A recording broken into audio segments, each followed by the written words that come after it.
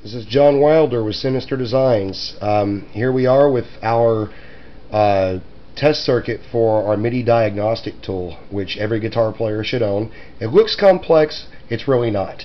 Right here we have this graphics LCD, which it's about a little over 10 years old. I think this particular model is actually out of production, but it uses one of the most popular graphics LCD controller, which is still in production today, and a lot of displays use it.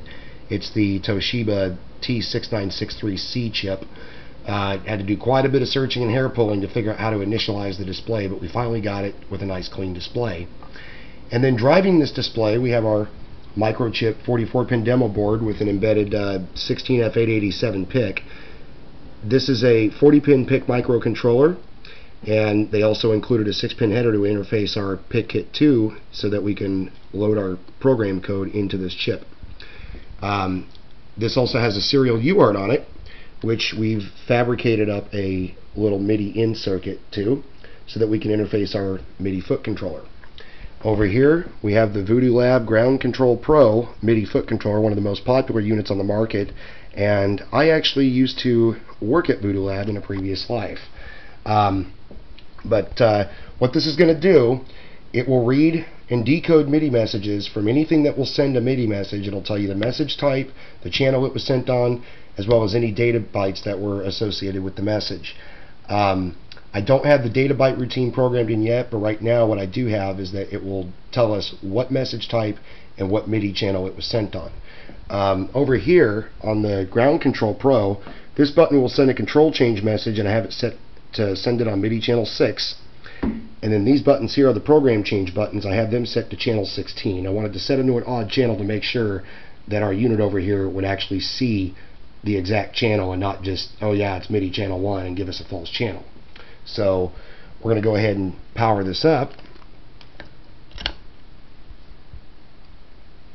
Let it run through the little initialization screen here.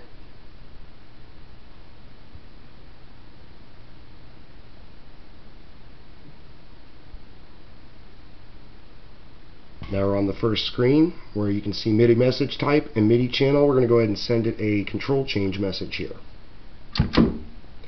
As you can see, it says control change MIDI channel 6, just like we programmed it. Now we're going to reset it again. We won't have to do this on the final product. This is just in development. So power up again.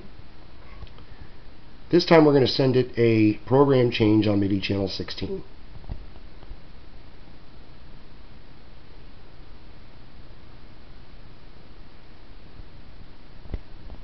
Watch the display. As we can see, message type program change, MIDI channel 16.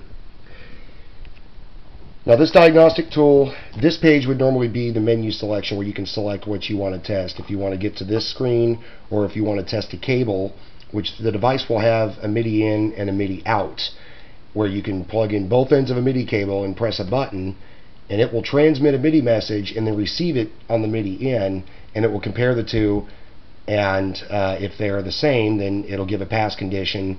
If they're not the same, or it doesn't get anything after a certain timeout period, it will give a fail. And then it will have another mode where it will check every wire in the MIDI cable, and it will tell you exactly which wires don't have a connection.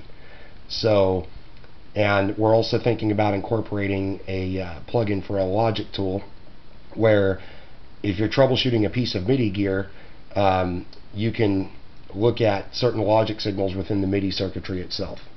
So this concludes the Sinister Designs MIDI diagnostics tool, and we will be keeping you posted as we develop this.